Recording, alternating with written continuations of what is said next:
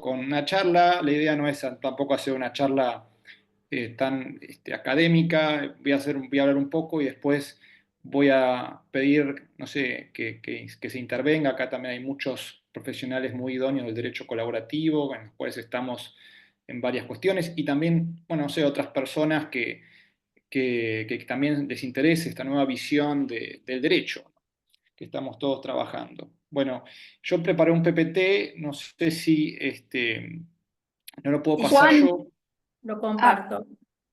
perdón que te interrumpa, Juan. Si me permitís, mientras van poniendo el PowerPoint, me gustaría decir tus antecedentes para quien a lo mejor esté ingresando ahora o quiera saber, sepa tu vasto currículum. Bueno, Juan Pablo es abogado colaborativo por Euskadi, es profesor universitario de la UBA, la UB y la UP. Es profesor invitado del curso superior universitario de Derecho Colaborativo de la Universidad de Barcelona. Es coautor del Manual de Derecho Colaborativo, Plantando Semillas de Colaboración. Es investigador UBA del proyecto DECID, Más allá del litigio, análisis teórico y práctico del derecho colaborativo y sus proyecciones en Argentina, entre otras cosas. Una vez más, muchas gracias, Juan, por estar con nosotros y honrarnos con tu presencia y en la charla inaugural del Instituto de Derecho Colaborativo. Muchas gracias. Bueno, gracias. Bueno, básicamente, a ver, cuando hablamos de derecho colaborativo, a mí bueno, yo hace varios años que vengo trabajando en esta materia, cuando todavía no había, hoy por suerte estamos en otra situación, ¿no? O sea, se están dando afortunadamente muchas legislaciones en países de habla hispana, ¿no? Empezando por México, bueno, ahora después voy a comentar un poco eso. Hace unos años la cosa era bastante diferente, y cuando yo ingresaba a diferentes foros sobre derecho colaborativo, lo que me empezó a como a hacer ruido un poco era, bueno, ¿de qué hablamos cuando hablamos de derecho colaborativo, ¿no? Porque a veces parece como que es solamente un método de resolución de conflictos, a veces parece que estamos hablando de algo mucho más grande. Y bueno, en ese sentido, junto a algunos colegas latinoamericanos que en su momento, bueno, estábamos este, conversando y acercando posiciones sobre el derecho colaborativo. En ese momento era digamos, era casi al inicio de la pandemia, entonces yo todavía no tenía mucho conocimiento que en algunas partes del país probablemente ya esto se estaba trabajando. Entonces mis primeros contactos con el tema fueron con gente de España y con gente de Latinoamérica. Eh, y quizás nadie, es como que en el fondo todos hablamos de derecho colaborativo, pero a veces nos costaba cuando teníamos que definirlo, decir de qué estábamos hablando realmente, porque a veces se prestaba como a situaciones equívocas, ¿no? Y eso fue una de las primeras cuestiones por la cual esta charla se llama Hacia una nueva cultura jurídica para la prevención y resolución de conflictos. Este título de alguna manera representa la evolución intelectual que fui, bueno, fui no, o sea, fui en el sentido de que también la fui haciendo yo, pero obviamente es una construcción colectiva que fuimos haciendo un montón de profesionales sobre a qué abarca el derecho colaborativo, ¿no? Eh, y bueno, no sé si quieren pasar. Partimos de una cultura. Bueno, estos son posibles días de intervención del conflicto, pero si quieren pasemos a la segunda, digamos, así vamos por la. Partimos de una cultura en Latinoamérica en general que es heredera de lo que se llama el positivismo jurídico. Ustedes saben que yo en la UBA doy, entre otras materias, filosofía del derecho, ¿no? Entonces, en filosofía del derecho se habla, ¿no? Como a principios del siglo XX, el surgimiento bueno, de los que son fines del siglo XIX, principios del siglo XX, los códigos, ¿no? Que son herederos de la Ilustración, y del positivismo jurídico, ¿no? Donde básicamente se intenta hacer una cientificación, o sea, se intenta cientificar el derecho, por decirlo de alguna manera, eh, y se lo reduce a un sistema normativo, ¿no? Básicamente, cuando uno lee a los sistemas de filosofía de Kelsen o de Hart, que es en el ámbito, digamos, en el ámbito anglófilo, eh, uno ve que básicamente el derecho se intenta hacer una reducción, digamos, en función de un paradigma científico a un fenómeno normativo. O sea que básicamente en en los códigos jurídicos, el jurista lo que tenía que hacer era descubrir en base a los hechos la norma que se aplicaba al caso y como si fuera un silogismo subsuntivo, se aplicaba la solución jurídica, ¿no? O sea, básicamente esa fue la pretensión. Eh, bueno, obviamente el propio Kelsen y posteriormente esto sufre una revisión, sobre todo con bueno, digamos, las violaciones a los derechos humanos, ¿no? Que se producen sobre todo en la Alemania nazi y demás. Esto fue, digamos, se empezó a rever, ¿no? O sea, el derecho, evidentemente, si solamente era un sistema de normas y no tenía incorporado, bueno, hechos, valores o un montón de cuestiones que son importantes, bueno, podía generar grandes atrocidades, ¿no? De hecho, bueno, está la discusión si el derecho nazi era verdaderamente derecho o no. Bueno, entonces, básicamente, bueno, esto fue avanzando, ¿no? Entonces pasamos de un paradigma donde se ponía en función la figura del legislador a otro, quizás más propio del common law, digamos, digamos de lo que es la sociedad anglosajona en su conjunto, donde se pone más el foco en el juez, ¿no? Entonces teníamos, por un lado, nuestros códigos y también luego la interpretación que hacían los jueces de todo bueno, de todo el fenómeno jurídico. Esto obviamente produce un derecho sumamente formal, ¿no? Donde básicamente estamos en lo que es el paradigma, ¿no? El derecho procesal se basa básicamente en la garantía y en la prueba, ¿no? O sea, lo que no puede ser probado no pasó, y básicamente no está muy centrado en digamos, la persona, ¿no? Siempre digo lo mismo, yo tengo 10 años de ejercicio de la profesión, ¿no? Y realmente no creo que mi biblioteca, cuando uno mira las bibliotecas que uno tenía cuando estaba estudiando, bueno, uno tenía digamos, determinadas cuestiones como procesal uno procesal 2 ¿no?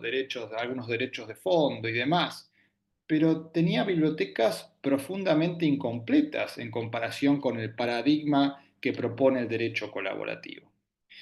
Y ahora vamos a ver por qué. Ahora, obviamente en nuestras sociedades actuales vivimos en sociedades sumamente complejas, donde las tecnologías de la información y la comunicación han, digamos, multiplicado exponencialmente la cantidad de información disponible en función de los usuarios y demás, y se han tomado conciencia de nuevos derechos, ¿no? Que antes no se tenían. Dentro de esos nuevos derechos están los derechos de participación, ¿no? Hoy las personas quieren, a su vez, con información y demás, pensemos en las cuestiones, por ejemplo, las cuestiones ambientales, ¿no? Que en nuestra Constitución fueron incorporadas en el año 94, en la Constitución Argentina, donde se incorporan los derechos del triple acceso a la información, a la participación y a la toma de decisiones en materia jurídica.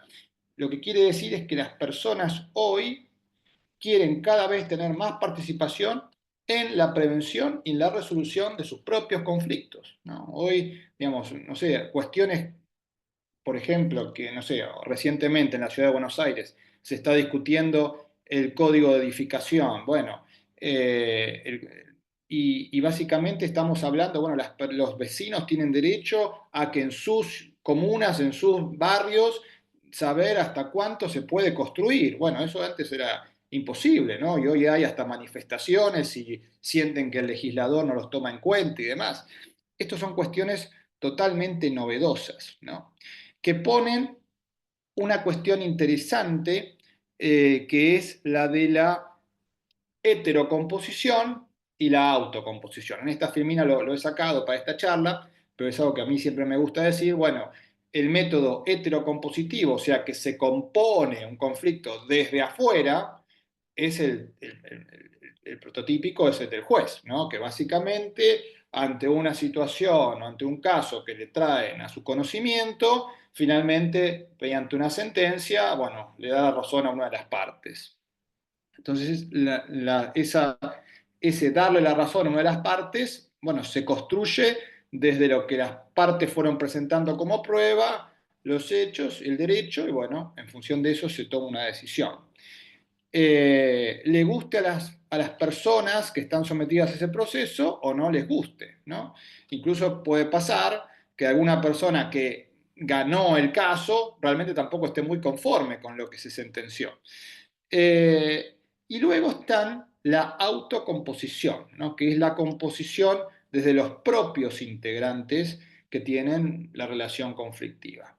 Bueno, durante mucho tiempo, por ejemplo, aquí en nuestro país, tenemos una tradición muy vasta en lo que es la mediación, ¿no? Acá creo que está presente, bueno, está Mary de Simone, está Liliana, digamos, la mediación, ¿no? Como sistema, digamos, de autocomposición de las personas, pero que tenía sus inconvenientes, ¿no? Entonces, ¿qué está pasando aquí? El sistema jurídico está teniendo cada vez más carga laboral, por decirlo de alguna manera, se producen cada vez como las personas tienen conciencia de tener nuevos derechos y básicamente quiere hacer valer esto, bueno, se carga el sistema judicial esperando que determinadas personas resuelvan el caso. Pero esto muchas veces no tiene en cuenta las nuevas necesidades que tienen las personas, ¿no? Entonces, no se pone a las personas en el centro, ¿no? Y a veces, ¿no? Yo, bueno, digamos, he litigado en los fueros, sobre todo civil y comercial, y realmente a veces los daños que se causan en el marco del proceso son tremendos, ¿no? De hecho, hemos visto causas donde las personas ya han muerto, por ejemplo, y sigue la causa, no sé, por ejemplo, en los típicos casos de concursos y quiebras. Es una cosa, digamos, donde básicamente, ayer lo decíamos en una presentación de un libro que después voy a comentar, hablaban de que el sistema, si bien quiere proteger supuestamente a la empresa y a las personas, bueno, las termina poniendo en un picadero de carne, ¿no? O sea que básicamente no termina protegiendo ni a las personas, ni a la empresa, ni contribuye a nada, nada más que a mantener años y años expedientes activos en donde en algunos casos los daños que se generan en ese transcurso son tremendos porque las personas están en incertidumbre de cuál va a ser la resolución final del juez, ¿no? O sea que en todo ese momento, desde que un proceso empieza hasta que finaliza, e incluso si va a otras instancias, si hace una instancia recursiva y va, no sé, al tribunal o al tribunal superior, bueno, las personas durante todo ese momento, que son años, están en una incertidumbre tremenda en situación a su vida y a sus bienes, ¿no? Entonces, vemos que quizás necesitamos nuevas formas de entender y ejercer nuestra profesión jurídica. Y no solo de entender, sino también de ser nuestra profesión. ¿Y por qué digo de ser? Porque nosotros como profesionales del derecho tenemos que encontrar también nuevas formas de actuar que permitan estar acordes a las necesidades que tienen las personas en el siglo XXI. Y ahora, si quieren, pasamos. Eh, y esto sí lo relato como el cuadro que tenía al principio, ¿no? Básicamente empiezan a aparecer, digamos, el juicio como paradigma de la heterocomposición y paradigma de esta cultura positivista que tenemos, tiene como, yo digo, como forma genuina el monólogo, ¿no? Básicamente las personas no dialogan, ¿no? En el marco de un juicio, monologan, ¿no? Hay un primer gran monólogo en el juicio de conocimiento, ¿no? Donde está la demanda, un segundo monólogo donde básicamente la persona guiada por su abogado lo que dice es que tiene la verdad y la justicia. Vieron que al final de los escritos se dice proveer de conformidad será justicia. Entonces, la persona que escribe todo eso, básicamente tiene la verdad y la justicia. Por ende, del otro lado, en la contraparte, no hay ni verdad ni justicia, hay todo lo contrario, ¿no? Entonces, no puede haber, no podemos llegar a un arreglo si partimos de esas estructuras mentales y de ejercicio profesional. Y del otro lado hay otro monólogo que contesta básicamente negando absolutamente todo, ¿no? Y también es la verdad y la justicia. Y después finalmente hay un tercer monólogo final que yo digo que es el del juez, ¿no? Que básicamente le da la razón a alguna de estas dos pretensiones que se están dirimiendo. Bien, esto es lo que hoy tenemos. Ahora bien, en el marco de la academia, que siempre la academia tiene una ventaja, que está siempre en la vanguardia cultural. Las universidades son las primeras que le abren las puertas a la innovación y a la vanguardia. Entonces, el ámbito que yo les dije, la filosofía del derecho, hoy, por lo menos desde nuestra visión, decimos que el paradigma positivista está totalmente superado, ¿no? Hoy de un Estado legal de derecho tenemos un Estado constitucional. Nosotros, en nuestro caso, por ejemplo, tenemos instrumentos de derechos humanos que tienen lo que se llama el bloque de constitucionalidad, que es que tienen la misma validez que la Constitución, o sea que eso es tratados internacionales de derechos humanos que están integrados, básicamente son la Constitución ampliada, ¿no? O sea que miren qué amplio que tenemos nosotros nuestras garantías y derechos. Eh, y el derecho ya no se entiende como un conjunto de normas coercitivas, ¿no? Sino como una, dicen por ejemplo Atienza o algunos filósofos del derecho contemporáneos, que es una práctica argumentativa, ¿no? Eh, ahora, cuando decimos práctica argumentativa, acá no lo expresan mucho porque era complejo de expresar en un PPT. Bueno, yo argumento algo porque creo que tengo la razón, ¿no? Si yo te argumento es porque intento convencer a la otra persona de que tengo razón y bueno, y te doy argumentos para que persuadirte y que vos también lo creas. Bueno, esto nos lleva también de la mano a que si bien hemos evolucionado en muchos aspectos, y por ejemplo, si uno le pregunta a la mayoría de los colegas de la profesión si saben negociar o no, y la mayoría te va a decir que sí, que sabe negociar, como que es inherente a su profesión de abogado. Ahora, el derecho colaborativo viene a poner sobre la mesa unas cuestiones que yo creo que son revolucionarias, y realmente lo son, a mi juicio, de la forma en que tenemos que ejercer esta profesión. Pero para poder ejercerla de esta forma, tenemos que hacer un cambio en nuestra mente. ¿Vieron como en Brasil que había una corriente musical que se llamaba la bossa nova, muy conocida bueno, hace unas décadas? Bueno, cabeza nueva, bossa nova. Bueno, tenemos que incorporar las cosas con una cabeza nueva. ¿Y esto por qué lo digo? Pasamos a la siguiente.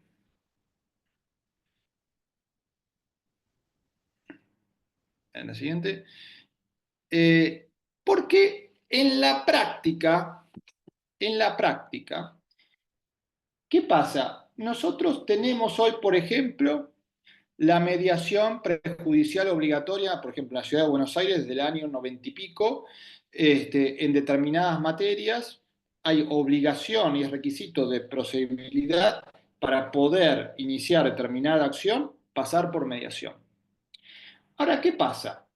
Y esto es el riesgo de tomar el derecho colaborativo solamente como un método alternativo, como le dicen, a mí me gusta más decir participativo, de resolución de conflictos. Uno va a las mediaciones prejudiciales obligatorias y al margen de que hay mediadores que ejercen muy noblemente su profesión y otros que no tanto, lo que nota es que como tienen asistencia al letrado obligatoria, los abogados van muchas veces a esas audiencias con el espíritu totalmente confrontativo, o sea, van con la misma mentalidad a una mesa dialógica, negocial, que como después van a ir al juicio, ¿no? Y aparte tiene una desventaja adicional, que el abogado el profesional del derecho, cuando la persona viene y cuenta su relato de los hechos, lo encuadra en lo que va a ser la estrategia jurídica.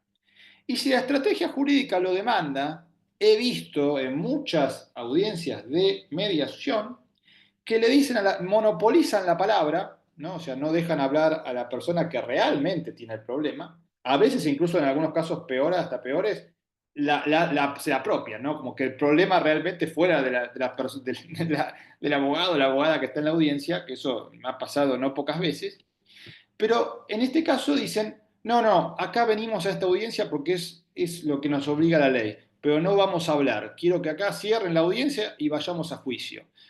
Y ni siquiera vienen a escuchar lo que la otra persona tenía. A veces, peor, el mediador ni siquiera dice el discurso inicial que te enseñan cuando haces el curso básico de mediador, que tenés que explicar, ¿no? Que esta es una instancia, las oportunidades de esta instancia y demás. Bueno, pero supongamos que lo dice.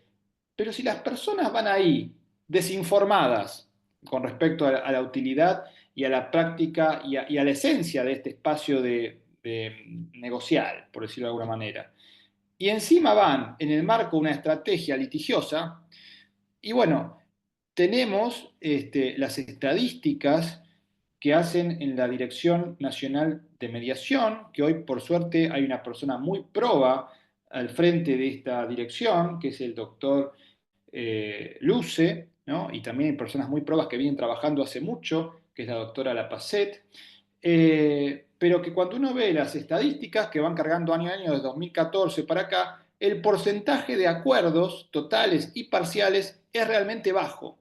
Y la causa, digamos, puede haber muchas causas de por qué es bajo ese porcentaje. Y obviamente, al ser un porcentaje bajo, muchas de esas cuestiones van a ir a juicio, digamos, ¿no? Y van a seguir sobrecargando nuestros tribunales. Y yo lo que atribuyo, la causa que creo en parte que puede ser reflejar por qué a pesar de la tradición que tiene la mediación hay porcentajes de acuerdo bajos, es porque falta una cultura del diálogo, una cultura jurídica del diálogo. O sea, necesitamos profesionales que salgan de las aulas universitarias entendiendo que trabajar y ejercer de abogado no es ir al litigio necesariamente, no es vieron que a veces también está esta idea que el otro día lo hablábamos con Juan Jakubowicz, que es un mediador muy bueno, que ha enseñado muchísimos cursos de mediación, ahora creo que se ha retirado, y que él nos comentaba en un audio, bueno, que también él ve como un problema esto de que un abogado que no es duro y que no resuelve, que parece que se pone como que no le importa absolutamente nada, no estaría representando bien los intereses del cliente. Entonces también hay una cuestión cultural muy fuerte, tanto desde, digamos, de la propia profesión jurídica, como de ciertas expectativas respecto a la profesión de los propios clientes, que también espera un abogado un poco intransigente. Entonces, tiene que haber un cambio de cultura para que el derecho colaborativo y otros métodos participativos puedan florecer, digamos, en el territorio nacional y en Latinoamérica. Si no, las iniciativas legislativas van a quedar en gran parte infructuosas. Eh, entonces, y acá hay algo interesante, la revalorización de la figura de la abogacía.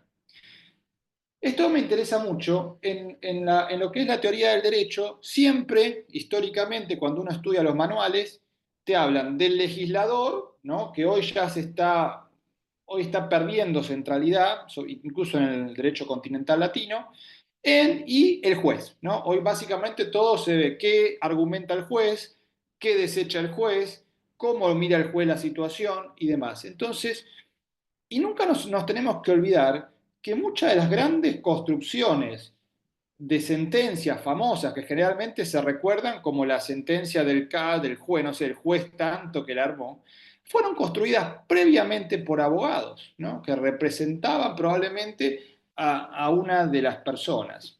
Entonces, acá el derecho colaborativo y en general los métodos participativos de resolución de conflictos vienen a revalorizar y traer a la escena central a este actor, al profesional jurídico. ¿no? Y no solamente al profesional jurídico. Y esto va a ser la particularidad del derecho colaborativo, que ahora si quieren pasamos esta filmina. Esto sí, bueno, esto lo dije recién, pasamos. Eh, pasamos. El nuevo paradigma.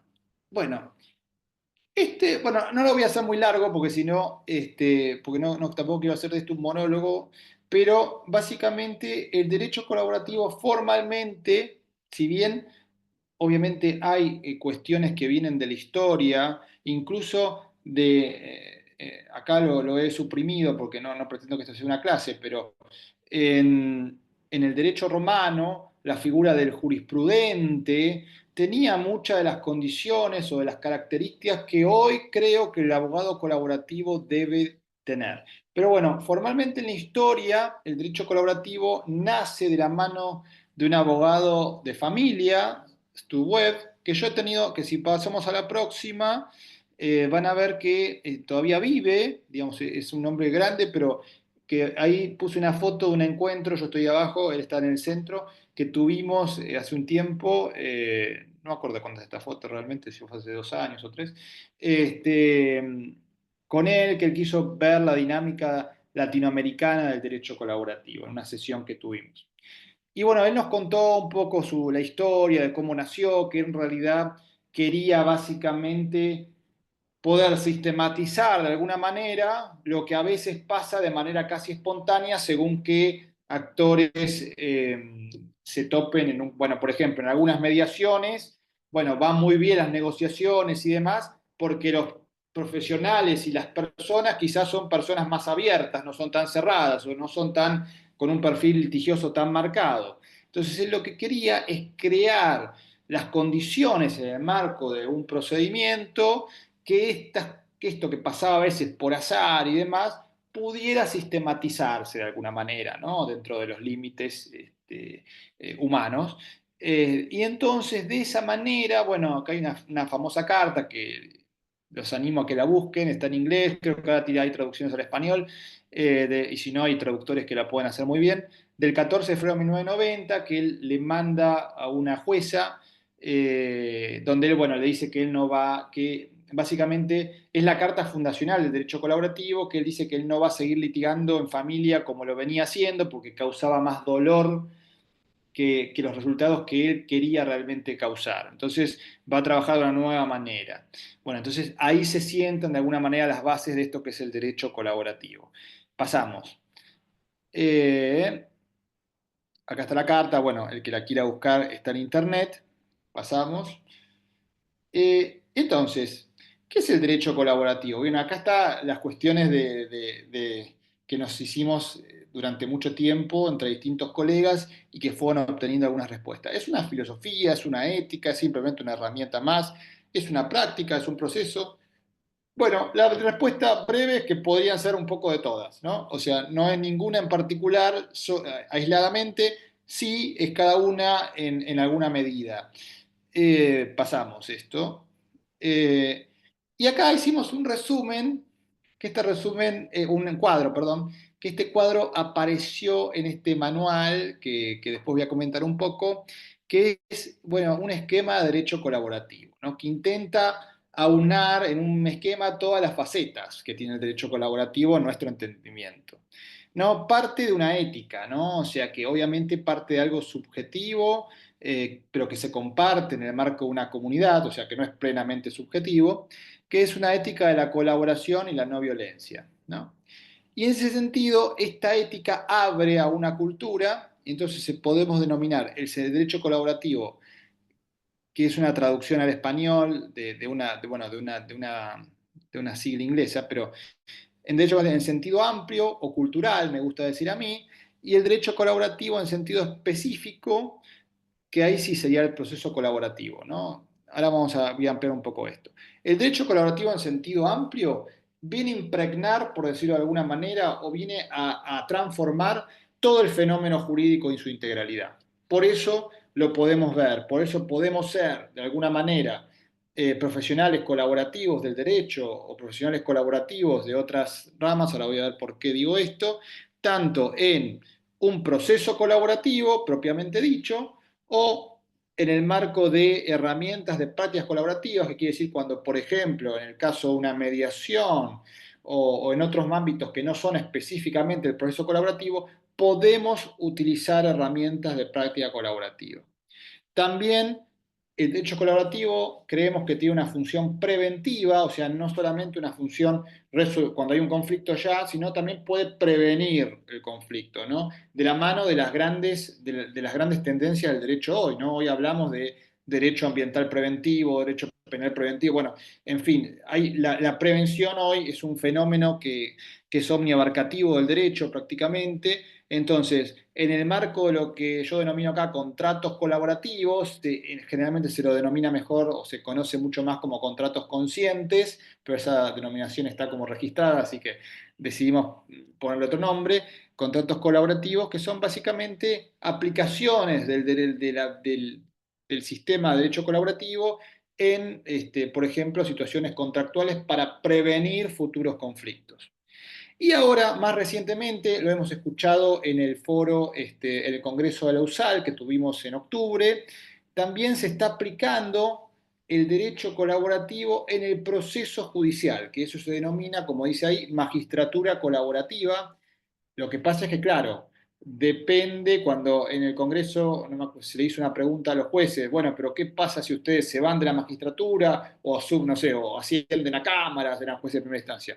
Y claro, bueno, termina con ello, ¿no? O sea, la desventaja es que hoy está todavía a un nivel tan poco general y sistematizado que depende más bien de las personas que hoy están ocupando esa magistratura. Pero bueno, yo creo que es un buen inicio, tiene unos desarrollos teóricos muy interesantes, son jueces de tu provincia, acá de Santa Fe, y también hay una jueza de Tucumán que está haciendo desarrollos muy interesantes, que todos hablaron en este congreso. Y bueno, y después está el ámbito que yo digo que es el que genera todo el potencial del derecho colaborativo, que es el proceso colaborativo, que es cuando se habla del derecho colaborativo en sentido específico. ¿Y por qué es importante hacer esta distinción? Bueno, porque en el proceso colaborativo tiene como ventaja, e incluso creo que es el único método participativo de solución de conflictos, cuando hablamos en sentido específico, que tiene esta característica, que es que todos los profesionales intervinientes están debidamente formados, tanto en herramientas técnicas como epistémicamente, o sea, con esa mentalidad colaborativa que tenemos que tener.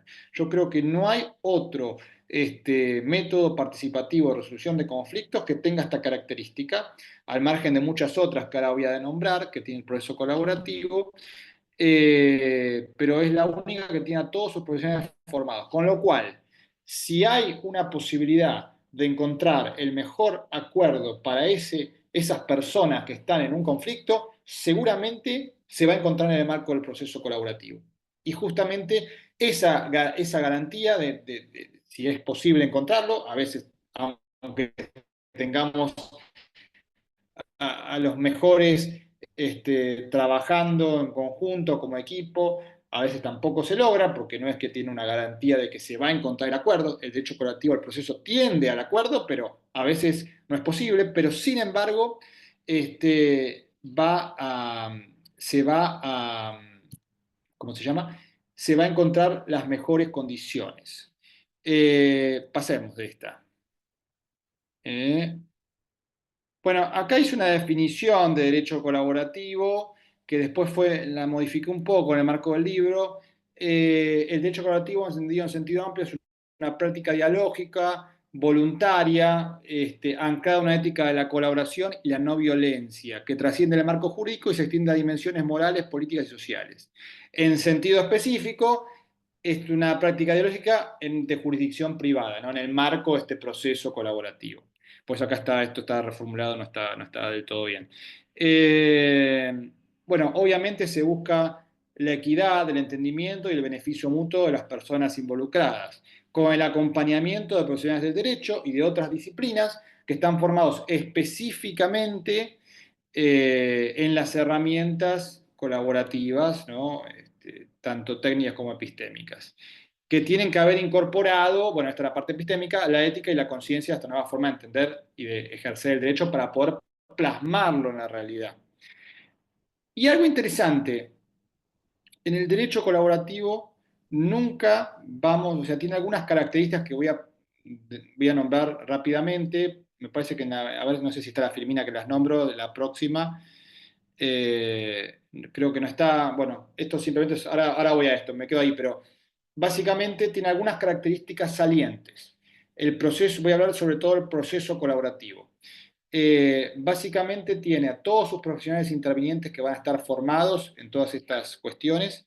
Se trabaja en equipo, lo que quiere decir que se rompe el aislamiento del abogado, ¿no? Que tradicionalmente, bueno, el abogado contra el mundo. No, acá no. Acá lo que tradicionalmente le llamamos la contraparte, que a mí me gusta ahora llamarla los participantes, porque realmente estamos todos participando en una mesa. Acá veo a Graciela cuando hace los diagramas de las mesas de proceso colaborativo. Eso se ve muy bien, ¿no? O sea, no estamos enfrentados dos acá, dos allá y estamos medio luchando. No, estamos todos en la misma mesa. Entonces todos participamos de esa mesa. Entonces ya no es la contraparte, es el participante. Necesitamos obviamente nueva nomenclatura que se consolide para hacer que este nuevo paradigma tenga sentido, ¿no? O sea, una nueva nomenclatura creo que es una de las tareas más importantes que tenemos que desarrollar. Eh, por otro lado, ya no tenemos no tenemos que pensar que solamente los profesionales del derecho somos los únicos que estamos habilitados para ayudar a resolver a las personas los conflictos que tienen, sino que también tenemos que trabajar en interdisciplina, con otras profesiones que van a aportar miradas diferentes a las que puede aportar el profesional del derecho y que van a ayudar a contribuir a lo que se llama los criterios objetivos, ¿no? O sea, recordemos que los profesionales jurídicos, a diferencia, por ejemplo, de un mediador, son siempre de parte, ¿no? O sea, los profesionales del derecho siempre acompañan a la persona, en este caso, al participante, me gusta decir, que los contrató. Los otros profesionales de otros saberes, no, van a acompañar en la medida en tanto que se necesiten, o sea, capaz para determinados casos va a ir un profesional bueno, que ayude a generar diálogo, en otros casos puede ser un profesional de cuestiones económicas, en otro caso profesionales de la niñez, bueno, en fin, digamos, dependiendo la temática, veremos a qué profesionales no jurídicos acudir. Y que obviamente no es obligatorio. Bueno, ahí hay una discusión, después cuando comente las legislaciones, si queda tiempo lo diré. Brindan criterios objetivos. Ellos sí no están ni de un lado ni del otro. Van a brindar criterios objetivos para que esas personas tengan una visión más amplia y objetiva de lo que se está discutiendo. Entonces van a poder llegar a acuerdos más equitativos y equilibrados, ¿no? Y por otro lado, se trabaja sobre un paradigma que es revolucionario, dos cosas muy interesantes. Una es la transparencia. La transparencia en el derecho colaborativo lo podemos definir como absoluta. Después hay matices que para esta charla no viene al caso, pero para todas las cuestiones relevantes para la solución del conflicto, no debería haber lo que en la negociación tradicional que a veces los abogados conocimos, es me guardo este as bajo la manga, ¿no? Se me va a guardar el as bajo la manga. Bueno, esto en el derecho colaborativo no es así. Se tiene que pasar, por eso está la contrapartida de la confidencialidad y de que no se puede utilizar lo que se conoce en esa mesa después, si las partes no llegan a un acuerdo y deciden ir a un juicio, bueno, no se puede traer lo que se vio en esa mesa como un medio de prueba. Se basa en la transparencia y si una persona, nosotros como profesionales de derecho, detectamos que la persona que nos viene a pedir que le ayudemos y que transitemos este mecanismo, advertimos que no está dispuesta a ser al 100% transparente y quizás no es la forma de resolver conflictos que esa persona necesita, ¿no? Que también nosotros tenemos esa función de evaluación y una función pedagógica, a enseñarles a las personas qué implica ingresar a un proceso colaborativo y eventualmente también evaluar si esa persona está dispuesta a transitarlo con la buena fe necesaria, ¿no? O sea, porque si no, mal logramos la herramienta. Y después, algo que es muy interesante es la renuncia a tribunales. El abogado colaborativo que interviene en un proceso colaborativo básicamente va a hacerle conocer a su cliente y lo va a poner en unos acuerdos que se hacen al principio, que se llaman los acuerdos de participación, que básicamente si no esas personas no llegan a un acuerdo, no van a ser las que los acompañen a los tribunales. Estas personas tendrán que buscar nuevos abogados y nuevas profesionales del derecho que los acompañen. Con lo cual, ya solamente con estas características nos estamos dando cuenta que esto es una verdadera revolución, ¿no? O sea, básicamente pasamos de la Tierra es el centro del universo a otra concepción totalmente diferente, ¿no? Y esto es complejo, ¿no? Cuando nosotros, bueno, acá hay muchas personas que estuvieron conmigo en los cursos en México, no es algo fácil de entender, justamente por la complejidad que esto tiene y porque de alguna manera, como venimos formados en el paradigma este positivista, que nos dice cuál es la forma de ejercer la abogacía de acuerdo a ese paradigma y que es el que hoy todavía se maneja en la calle, y es que atenta un poco contra la identidad del abogado. Entonces, claro, cuando yo les digo todo esto de trabajo en equipo, de transparencia, de renuncia a los tribunales, de interdisciplina, claro, me dicen, no, pero esto no es la abogacía. Es más, en un curso de México, un abogado llegó a decirme, con buena fe, digamos, ¿no? No es que, pero esto atenta contra las bases de la abogacía.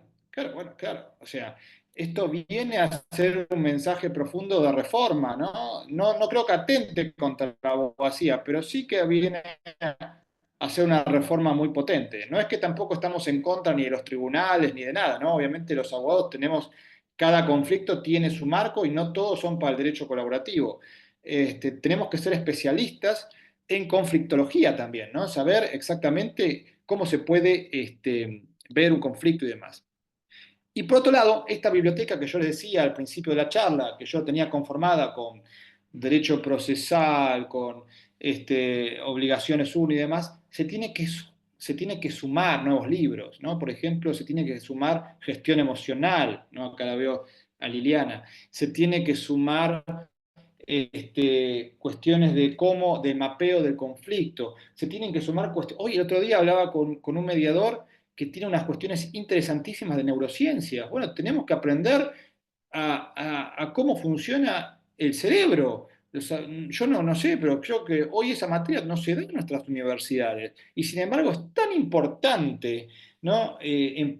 Comprender muchas de estas cuestiones nuevas, porque de esta forma vamos a poder trabajar en el diálogo, ¿no? Y en la escucha, porque este paradigma parte de que no monologamos, de que trabajamos en el marco primero de la escucha y luego del diálogo que no es una argumentación para convencer, es un diálogo entendiendo que el otro puede llegar a tener parte también de la verdad, entonces también siendo humildes. Entonces son cuestiones muy importantes para las cuales no nos formaron, a los abogados no nos formaron para dialogar, ¿no? Nos formaron para luchar por los derechos. Y esto es una forma diferente de lucha, es una forma, yo diría, la forma acorde al siglo XXI, ¿no? De lo que las personas requieren para estos nuevos, estas nuevas etapas históricas que estamos viviendo. De hecho, fíjense una cosa, el otro día lo hablábamos, la inteligencia artificial, lo que lleva masivamente a nosotros, que son los chats, son chats dialógicos. O sea que hoy hasta la inteligencia artificial es dialógica. Miren hasta qué punto la abogacía tiene que evolucionar de alguna manera. Por eso empieza a haber magistratura colaborativa, por eso escuchamos a un juez de Santa Fe que está hablando de que el proceso se tiene que estructurar de otra manera.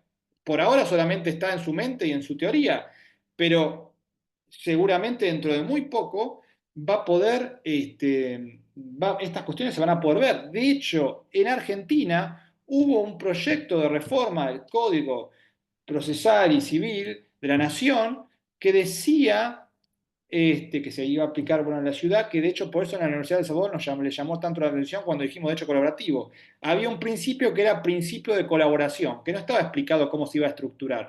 Entonces dijeron, esta debe ser la forma en que se iba a estructurar ese principio, que finalmente, bueno, no se trató, no se incorporó. Pero bueno, esto es un poco lo que está pasando. Y bueno, acá unas diferencias que yo digo, que es un poco resumen lo que venimos diciendo. Bueno, el proceso colaborativo habla de preguntas y respuestas breves, escucharnos, dialogar, entender que todos podemos llegar a tener algo de razón. En el otro lado, no, son monólogos, ¿no? Yo tengo la verdad y la justicia, vos no tenés nada, vos tenés el error y la oscuridad. Después, condición de consenso. Acá todas las etapas, todos los pequeños acuerdos, todas las condiciones incluso de diálogo, cómo se van a estructurar, se basan en el consenso. Por ejemplo, en lo que Graciela, Mary, bueno, Cecilia explican también del acuerdo de participación, donde se estructuran hasta, bueno, cómo van a ser nuestras sesiones, cómo se va a estructurar esto, las condiciones de forma y de fondo, ¿no? Después, la condición de transparencia, ¿no? Frente a la condición de la prueba, ¿no? Si, por ejemplo, en temas de familia, por ejemplo, hay una cuenta de una persona que no se puede probar, pero que si esa cuenta se puede probar, quizás, no sé, tendría que, lo que tendría que abonar en función de alimentos y demás fuera muy superior, bueno, acá se tiene que poner todo sobre el tapete, ¿no? No puede haber cuentas ocultas o ingresos que no se declaren. En cambio, en los procesos se tiene que probar, ¿no? Lo que no se prueba no existe, por más que exista en la realidad. Y después, la imposición, bueno, esto es de la heterocomposición y la autocomposición, la imposición por un juez. Y en otro lado, el acuerdo entre las personas, el acuerdo que ellas crean que es la mejor solución a su propio conflicto. Y de la mano de esto va que en las asociaciones que tienen muchos años de ruedo, por ejemplo en España, que vienen trabajando, y esto, por ejemplo, Gracia lo ha comentado algunas veces, después seguramente ya lo dirá cuando termine esta locución, que vienen trabajando las estadísticas de los procesos colaborativos que se cierran en acuerdo, el grado de cumplimiento de un acuerdo creado y cerrado en el marco del proceso colaborativo es altísima, es más de un 90%. Y esto lo vienen diciendo asociaciones que vienen hace muchos años que vienen con estas estadísticas. Seguramente ahora en México y en España empezará a haber estadística privada, digamos, de estos casos, cuando esto ya se instrumente. En cambio, en la cuestión judicial, como a veces las partes no están de acuerdo, ¿no? Incluso cuando se le da la razón, obviamente se tiene que recurrir mucho a lo que nosotros conocemos como abogados, que es la ejecución de sentencia, ¿no? Básicamente las personas no quieren cumplir lo que se impone, ¿no? Entonces, yo digo que el diálogo en este marco de herramienta colaborativa es superior metodológicamente y es éticamente superior también. O sea, las personas con esto desarrollan su autonomía y su capacidad de acordar cómo solucionar sus conflictos. Y eso creo que es uno de los derechos más importantes que tienen las personas en este siglo XXI, ¿no? Pasemos, no sé cuánto, no sé si hace mucho que me estoy pasando un poco. No voy a hacer todo este PPT porque si no me voy a quedar hablando 3 horas, pero quiero decir esto. El giro aretaico. En algunos lugares, ustedes saben, en la teoría general del derecho hay dos grandes sistemas éticos y que obviamente impactan el derecho, que es la deontología, ¿no? La ética deontológica, que es la ética kantiana del deber, y la ética consecuencialista, que es la ética utilitarista, por decirlo de alguna manera. Bueno, recientemente algunos autores, basándose en los griegos y los romanos, traen esto, sobre todo en México se está desarrollando mucho, que se llama el giro aretaico, que es el carácter virtuoso, ¿no? Decimos que los profesionales, con su carácter virtuoso, bueno, logran muchísimas cosas. Esto generalmente en la doctrina internacional se aplica al juez, digamos, básicamente. No hay desarrollos en lo que es por ahora la abogacía. Entonces nosotros, como estamos en un paradigma donde queremos, digamos, revalorizar la figura del abogado y demás, bueno, esto un poco lo incorporamos, ¿no? a la figura jurídica de los profesionales colaborativos. Y esto es un poco lo que decimos con herramientas epistémicas. Pasamos a la siguiente, que acá nombro algunas.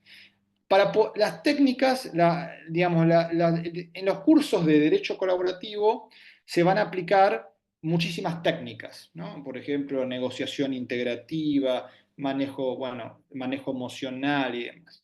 Pero como todas las técnicas, se pueden utilizar bien o mal. Si uno tiene conocimiento de gestión emocional, podría utilizarlo para en el buen sentido o podría utilizarlo para manipular personas, ¿no? Lo mismo en la negociación, se podría utilizar técnicas de negociación en el buen sentido o quizás, digamos, con un grado de violencia y demás, ¿no? Por eso digo, cuando me dicen, yo sé negociar, bueno, no, pero pará, todas las formas de negociación no son válidas en el derecho colaborativo. Entonces, ¿qué necesita el profesional colaborativo antes de aprender, bueno, o en simultáneo, ¿no? De aprender todas estas herramientas? Las herramientas epistémicas, y pasamos, que son condiciones mentales previas para poder utilizar estas herramientas que vamos a aprender en el mejor de los casos, ¿no? Entonces, tiene que tener valentía, acá nombro algunas. Esta la desarrollamos en los cursos. Valentía intelectual, ¿no? Cuestionar los propios puntos de vista, aunque sea doloroso. Apertura de mente, humildad, que es el reconocimiento de la propia falibilidad. Paciencia, algo importantísimo. No apresurarse a abandonar la discusión, ¿no? Y ni tomar conclusiones sin antes escuchar todas las personas, todas las voces, ¿no? Y esperar, tener paciencia, ¿no? No querer resolver la situación en una audiencia o dos, ¿no? Como a veces veo, no, bueno, acá si no llegamos acá, cerremos y vamos a juicio. Y esto, el profesional colaborativo tiene una dificultad doble, porque con estas herramientas tiene que hacer una tarea pedagógica con las personas que llegan a su estudio y que aceptan transitar, por ejemplo, un proceso colaborativo, eh, porque justamente son las personas, en este caso, las que van a llevar adelante sobre todo el uso de la palabra. Nosotros como profesionales vamos a ir acompañando, pero tenemos que acompañar en el marco de esta tarea pedagógica, si se quiere, si podemos llamarla así, de que las personas también tengan esta valentía intelectual, esta humildad, esta paciencia. Entonces todos conformamos un gran equipo y tenemos que ir convenciendo de que este es el mejor camino que podemos recorrer, ¿no? Que es preferible al camino de la imposición o el camino del juicio, que donde es mejor un acuerdo, donde las personas tengan en su poder qué vamos a acordar, cómo y dónde, que una deriva, un juicio que vaya a saber cuándo va a terminar y con qué resultados, que en algunos casos realmente son victorias pírricas, no son victorias, pero que al final destruyen todo tipo de relación y comunidad. Y en ese sentido, para adquirir estas herramientas, que no son las herramientas técnicas, vamos a necesitar lo que se llaman los grupos de práctica. El profesional colaborativo no se hace solo, se hace en comunidad. Y esa comunidad es compartiendo nuestro conocimiento y nuestras experiencias, que a veces son más felices que otras, en algunos casos también, porque también cometemos errores.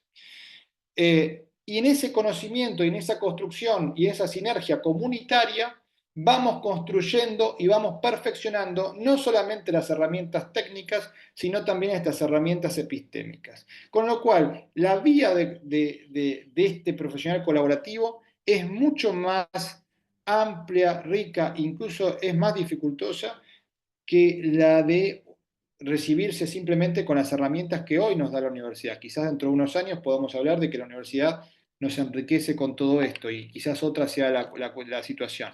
Pero hoy tenemos que ir enriqueciéndonos y hablando entre nosotros en las comunidades de práctica, en las asociaciones de derecho colaborativo, en los institutos como el que acá preside Lorena, y en otros foros de todo el país que se tendrán que ir ampliando para poder ver esto.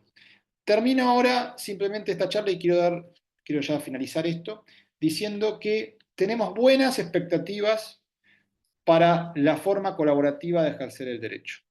En México, en enero de este año, en una ley general, hoy generalmente ya no se tratan, lo que se está viendo en general en los países, bueno, occidentales, es que básicamente sacan leyes de métodos participativos de resolución de conflictos todas juntas, ¿no? No tenemos la ley de mediación por un lado separada de la ley de derecho colaborativo. Esto es lo que ha pasado en México, que tenemos una batería de métodos, ¿no? Todos, obviamente, en el espíritu de esta cultura de la colaboración, sin la cual ninguno de esos métodos puede realmente florecer.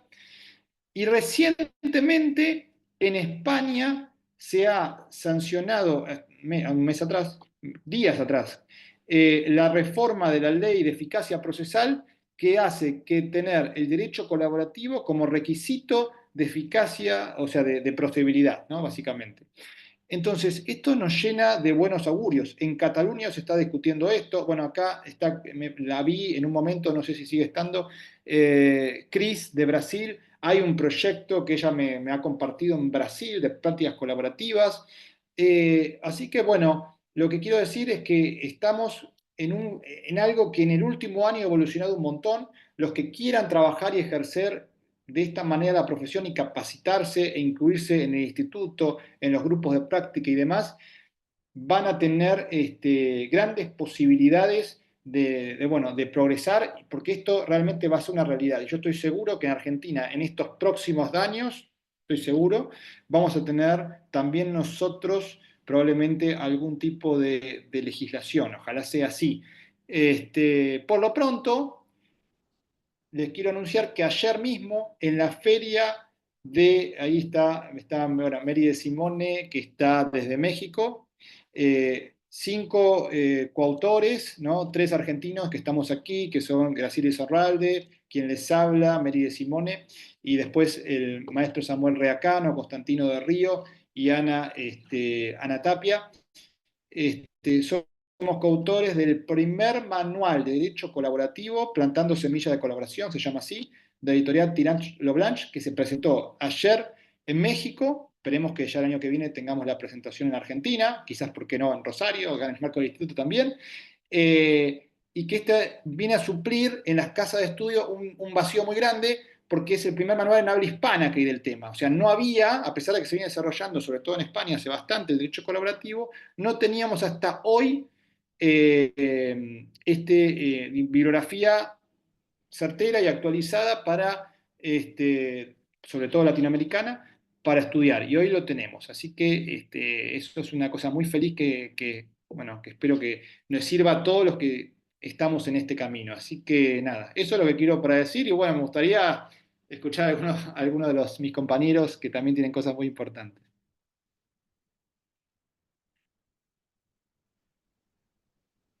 Gracias. Muchas gracias, Juan Pablo. Sí, tenemos colegas muy valiosos, sumamente formados en derecho colaborativo, así que también esta es un espacio, una instancia para que Graciela, Liliana, bueno, todos aquellos que, Mari, no estaba viendo a todos, quieran hacer algún tipo de aporte, complementar lo que Juan Pablo nos está comentando. Bueno, abran los micrófonos que están disponibles para ustedes. O todo aquel que quiera hacer alguna consulta, algún planteo, alguna inquietud.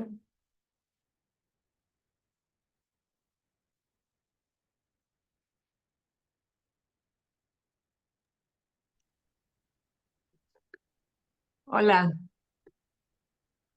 hola, ¿Sí? ¿Quién es? Sí. ¿me ves? No sé quién está hablando, perdón. Yo, Liliana Zuria. Sí, Liliana. Sí. ¿Ves? Bueno, bueno, la verdad que les hago extensivo un saludo muy cálido, muy amoroso para todos ustedes y por lo que contamos al principio y lo que ustedes contaron al principio, una palabra quiero decir. Eh, Yo, bueno, por mi filosofía, por mi forma de ver las cosas, creo que todavía está acá con nosotros y va a seguir mucho tiempo con nosotros. Y creo que todos tenemos una misión en esta vida. Y ella vino para abrir el camino del derecho colaborativo. No por nada fue causal que se encontrara con Juan Pablo y toda esta unión. Así que bueno, yo pido que nos ayude desde arriba y que nos ilumine desde arriba. Así que bueno, ahí está por este lado y un abrazo para todos ustedes que sé que lo sienten mucho. Bueno, yo desde mi parte, desde mi formación, eh, realmente quiero comentar que el derecho colaborativo para mí fue como decir, se lo digo a María Simone continuamente, también se lo he dicho a Pablo, como cumplir un sueño. Yo creo que llegué a casa con este derecho, porque obviamente después de ser litigante muchos años y de estar con el cuchillo, digamos, gano o no gano, uno se da cuenta, después de varios años de ejercer, que ya uno no está contento, que es mucho el estrés, que es poca la felicidad, que uno gana, pero no se siente feliz. Entonces eso es lo que te lleva a buscar nuevos derechos, a buscar el nuevo derecho. En este caso yo practico derecho holístico. Y escuchando en el Congreso, el derecho epistémico es la parte holística del derecho clásico. Entonces, el derecho colaborativo es mi casa. Por lo tanto, siempre le digo a Juan Pablo, como le digo a Graciela, como le digo a Mari, como le digo a todos ustedes, toda la parte que yo tengo de investigación, de concepto emocional, de preparación, aparte como coach, lo voy a brindar, porque realmente uno después de prepararse de adentro hacia afuera, puede realmente poder asistir al otro con otro tipo de herramientas y también con una contención de nuestras propias emociones. Todo esto ayuda, y la neurociencia, como nombró Juan Pablo, es importantísima para identificar ciertas actitudes. Cuando nosotros, por ejemplo, decimos, pensamos, razonamos, sentimos y actuamos en cada situación que nos toque dirimir o apoyar o investigar. Esta forma realmente ayuda porque nos desestresa a nosotros como profesionales y nos eleva en la situación de dar otras herramientas para poder asistir a las personas que nos toquen cuando ejerzamos el derecho colaborativo. Es un derecho muy innovador y realmente un nuevo paradigma en el cual estoy dispuesta a aprender muchísimo más y a poder dar lo que yo tengo aprendido por otras especialidades. Así que muchas gracias y bueno, muy feliz de estar en este momento con todos ustedes. Gracias. Me parece... no sé si puedo hablar, Lore. Sí, había levantado la mano antes Graciela, pero creo que no hay problema por el orden. No hay problema por el orden. Bueno, para mí realmente es un verdadero placer estar acá y poder escuchar a tantos, ¿no? Y ver tantas caras conocidas. Hace 5 años atrás, cuando empezamos a caminar más firmemente esta tarea del derecho colaborativo, nos sentíamos muy solos, muy, muy solos. Mirábamos para todos lados buscando algún colega que entendiera de lo que estábamos hablando, que quisiera acompañar todo este proceso. Y la verdad que nos costó encontrarlo. Y cuando nos empezamos a encontrar, fue un placer tan grande sentir que no estábamos solos, que éramos muchos, aunque no nos conocíamos. Por eso, al organizar el encuentro federal, fue realmente una alegría inmensa ver a profesionales de tantas provincias, de tantos lugares conectarse, porque nos puso en evidencia que no era un camino equivocado, que realmente este nuevo paradigma de derecho que nosotros intentamos llevar a conocer a todos lados era una realidad de muchas partes y que esta unión entre todos nosotros hace la fuerza para poder visibilizar estas nuevas metodologías. Realmente yo los invito a todos a formar parte de estas comunidades, porque no solamente es formarse, sino como decía Juan Pablo recién, ser comunidad, el poder apoyarnos mutuamente todos en todos los progresos que vamos haciendo y también en las dificultades que vamos encontrando, porque juntos vamos a ir construyendo este derecho colaborativo latinoamericano que nos represente con las modalidades propias de nuestros países, de nuestras provincias incluso. Y esta es la importancia de generar estos espacios de encuentro, el saber que entre todos podemos aportar a un derecho más humano, a una forma de ejercicio profesional diferente.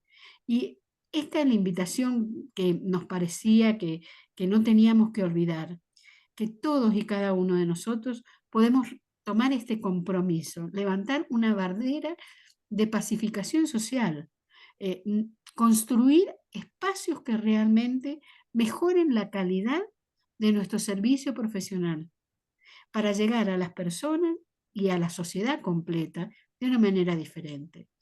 Y la formación de institutos como el que están haciendo en estos momentos, de las asociaciones que nuclean a profesionales colaborativos, es lo que garantiza una elaboración teórica por una parte, pero por otra parte, la posibilidad de practicar entre nosotros, que es lo que nos va a dar la fortaleza para poder sembrar, como decía Juan Pablo en el manual que hemos escrito, que era sembrando semillas de colaboración. Y ha sido esto, o sea, un largo camino de sembrar.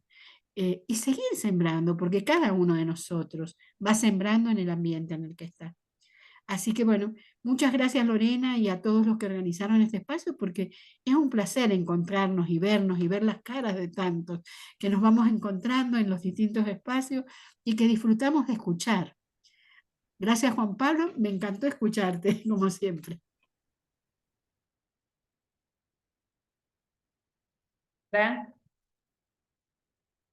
Gracias, Yo quería compartir con todos que realmente, bueno, primero con respecto a Carla, gracias Lili, también pienso como vos y todos los que conocemos a Carla sabemos que su espíritu y su alegría por el derecho colaborativo están acá y van a seguir estando por muchas cosas más que van a ir pasando en nuestras vidas. Gracias Juan Pablo, porque cada vez que te escucho siempre encontramos una manera sencilla y colaborativa de compartir todos los conocimientos que tenés. Se hace muy lindo escucharte. Yo creo que todos los que estamos acá tenemos esa semilla que nos permite habernos encontrado con una parte nuestra con respecto a lo que es algo que estábamos esperando, que es un nuevo paradigma que tenemos que encontrarnos, como decíamos, para trabajar en conjunto, que la experiencia del otro nos complementa y nos enriquece para poder ir formando esto que es muy, va a la vanguardia y realmente espero que cada vez vaya creciendo más. Así que muchas gracias por el espacio. Si me permiten, estoy sin cámara, pero primero quiero felicitar a todas las doctoras integrantes del Instituto de Rosario porque realmente escucharlas y verlas y conocerlas ya hace bastante tiempo para mí es fundamental, las admiro muchísimo. Todo mi respeto a esta personita hermosa que nos dejó, pero que está en el corazón de todos nosotros. Y comentarles que todos percibimos este nuevo paradigma cuando nos llega el momento. ¿Y por qué les comento esto? Porque yo hace muchos años que soy muy amiga de Susana Sucunza, que está en Euskadi. Sin embargo, el que me hizo percibir e interesar en este nuevo paradigma fue Juan Pablo. Y fue a través de LinkedIn que me contactó y todo lo que no me pudieron transmitir me lo transmitió él a través del encuentro en San Isidro. Y como mediadora que soy, de hecho, desde el año 93 y he litigado mucho, encontré en este espacio el lugar exacto para intervenir. Y ahora con la experiencia que tuvimos en México, que ellos ya tienen la ley, hay que sembrar el que lo perciban, porque están muy descolocados con este tema. Hicimos una gira de un mes desarrollando este derecho colaborativo. Pudimos interesar a muchas personas y como dijo Grace, nosotros tenemos que tener nuestra propia impronta eh, por nuestra cultura, nuestras costumbres, nuestro territorio. Y le contesto a Andrea Arcangeli, que acá preguntó, en estos espacios vamos a hacer nuestras prácticas mientras estemos así por Zoom, ¿no? Y ojalá que el libro lo podamos presentar en Rosario, me encantaría, y que hagamos después otra presentación también en Buenos Aires, pero me gustaría mucho comenzar en Rosario, porque ustedes son un faro muy importante para nosotros como provincia. Nos cuesta mucho acá en Buenos Aires todos los métodos, y ya les digo, frustrada de la mediación, de que me cierren la sesión, porque ellos creen, todos los abogados, por más que sea abogada, que saben negociar, y no es así. Te frustran cualquier tipo de medio adecuado para resolver. Entonces, continuemos todos unidos. Gracias, Juan Pablo, como te digo siempre, por haberme acercado de esta manera y haberme hecho amar el derecho colaborativo. Gracias, Liliana, María Inés, que es de Interdisciplinas.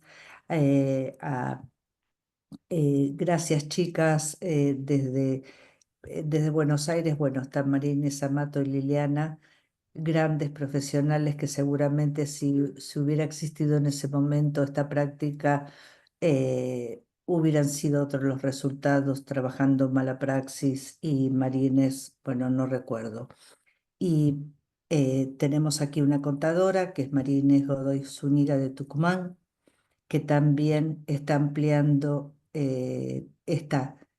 estos eslabones para Tucumán. Así que muchas gracias. Y gracias, Juan Pablo, gracias, Grace, gracias, chicas, porque es el paso a paso, es el paso a paso que estamos sembrando. Un honor estar acá con ustedes.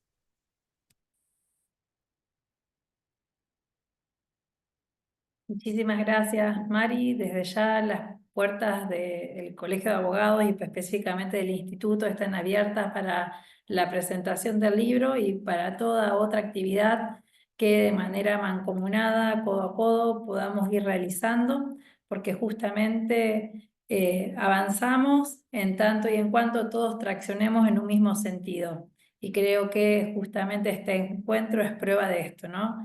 De encontrarnos, de ver cómo vibramos en una misma sintonía y que estamos trabajando todos en aras de lo mismo, de un objetivo común. Esto es solo el inicio. Como decía antes, y hace referencia también el libro este manual tan importante desde el punto de vista de la bibliografía del derecho colaborativo que en este momento están lanzando, habla de una semilla. Al inicio de la charla yo también hablaba de una semilla, ¿no? Que que a partir de una semilla surge un árbol robusto. Bueno, yo creo que el árbol robusto ya nació, el derecho colaborativo ya está. Lo que necesitamos ahora es que todos lo visibilicen, que todos lo vean. Y esa es tarea y labor de todos y cada uno de nosotros.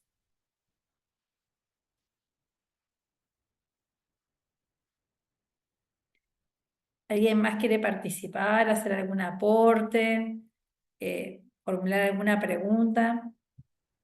Juan Pablo, quiero que, disculpen, ¿no? Pero que Juan Pablo y Grace nos digan así en forma muy sucinta qué sintieron ahora con este niño que ha nacido y que nos va a visibilizar en toda Latinoamérica, en toda Iberoamérica, que seguramente después habrá más libros, ¿verdad? Pero comenzar este camino.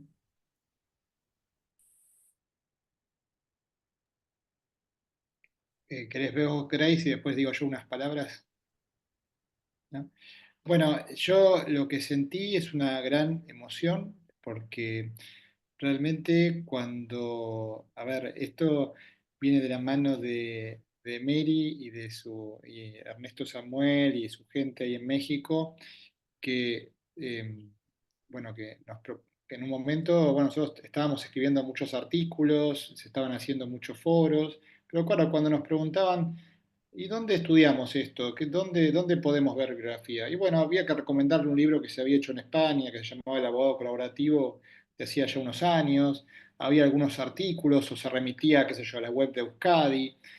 Y realmente cuando vino Ernesto Samuel, Mary, con esta propuesta de la editorial tan importante que es Tirant de Blanche, que es una editorial internacional muy potente, y bueno, y realmente en menos de, no sé, pero muy poco tiempo, no puedo precisar ahora cuánto, pero muy poco tiempo, nos pusimos a escribir a toda máquina. Bueno, obviamente tomamos quizás como base algunos artículos que ya teníamos, pero nos pusimos a escribir, a reescribir, a agregar cosas y demás para que sea algo muy interesante.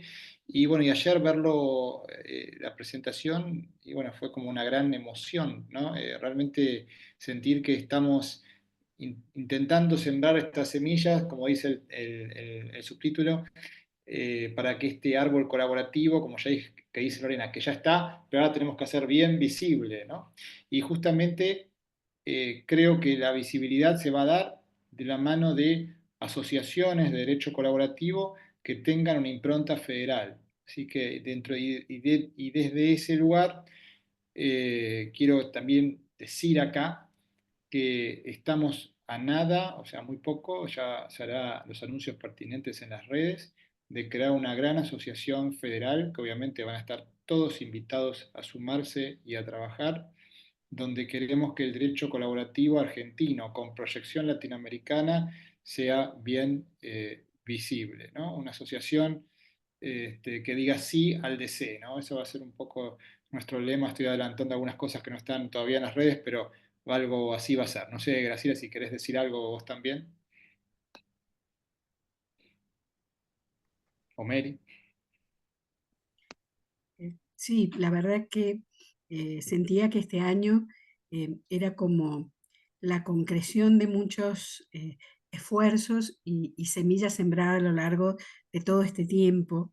Eh, este libro que nos ha reunido y que esperamos que sea del agrado de todos y sea una herramienta útil para los distintos colegas, pero también el nacimiento de esta asociación, que sin duda este sí al derecho colaborativo, como dijimos nosotros, el sí al DC, es pensar justamente en esta otra pata, o sea, no solamente la pata de la formación, no solamente la etapa de la investigación, sino también tener herramientas de práctica. Y con esa intención también ha nacido esta asociación, que ya muy brevemente la vamos a lanzar al público general para que todos los colegas que quieran unirse puedan hacerlo. Y esta idea de tener espacios donde poder practicar, espacios donde poder formarnos, espacios en donde poder discutir, traer ideas nuevas y sobre todo darnos cuenta de que entre todos, lo que decíamos más temprano, tenemos la fuerza necesaria para hacer conocer estas herramientas y para hacer que otros se entusiasmen igual que nos ha entusiasmado a nosotros. Así que bueno, esperamos en estos días, lo vamos a ir lanzando en redes muy prontito, el nacimiento de esta asociación que tiene la idea de ser absolutamente federal, que todos puedan integrarse y puedan sumarse, y también latinoamericana, con la idea de seguir creciendo y seguir multiplicando estas semillitas que vamos sembrando en el derecho. Así que bueno, para quienes preguntaban el tema de la práctica, una de las finalidades de esta asociación es precisamente generar estos grupos de práctica.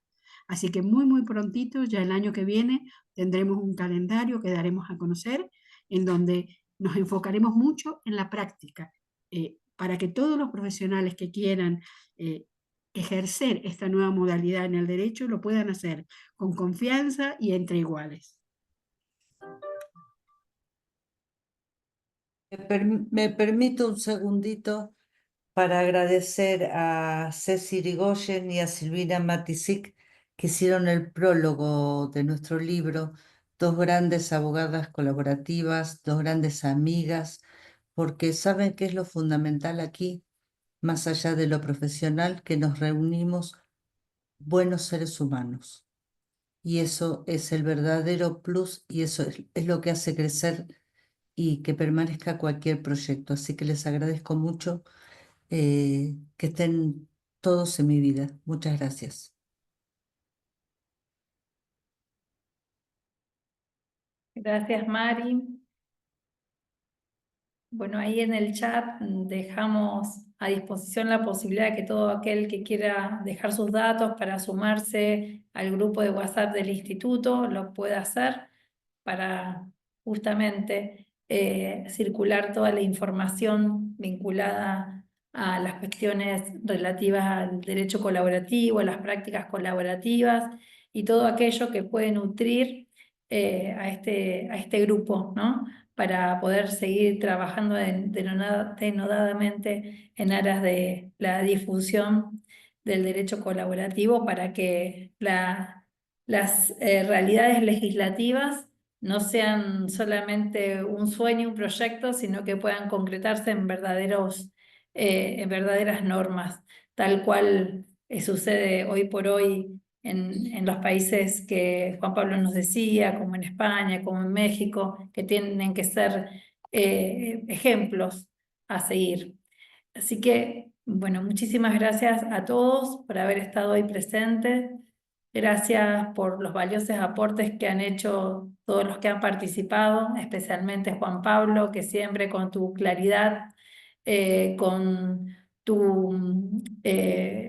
tus generosos conocimientos, nos das siempre herramientas nuevas para seguir pensando y repensando en nuestras prácticas, seguir repensando esta nueva forma de abogar sin litigar y también nos das espacios para poder seguir trabajando, ¿no? Hoy por hoy el libro, la asociación, bueno, gracias a vos y a tu equipo, a Graciela, a Mari, a todos y a todas los que están en este encuentro y que desde su lugar y a su manera hacen esto, ¿no? Propugnan día a día la difusión del derecho colaborativo. Gracias a todos, seguimos en contacto y nos vemos en un próximo encuentro, que ya será en el año 2025, esperando que ese primer encuentro sea justamente la presentación del libro.